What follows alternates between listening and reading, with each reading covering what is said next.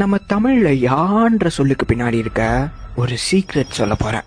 யானா விரித்து வைத்தல்னு அர்த்தம்.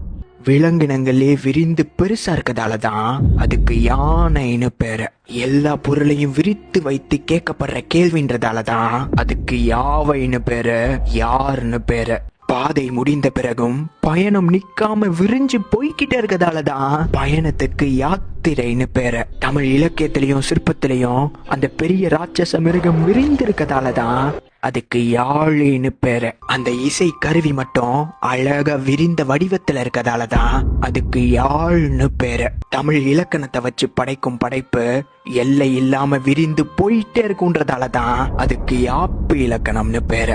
நான் என்ன குறிக்கும், நாம்னா நம்மளை குறிக்கும். இந்த விரிந்த பிரபஞ்சத்தையே குறிக்கிறதாலதான் அதுக்கு யாம்னு பேரு. சித்தர் வழிபாடுல ஒரு உடல் அழிவே இல்லாம நீண்ட நாள் விரித்து காக்க முடியும்ன்றதாலதான் திருக்குறள் அதுக்கு மருந்தன வேண்டாவாம் யாக்கைக்குன்னு பேரு. தமிழ்னா சும்மாவா? இந்த மாதிரி இன்ஃபர்மேஷனுக்கு ஃபாலோ பண்ணிக்கோங்க.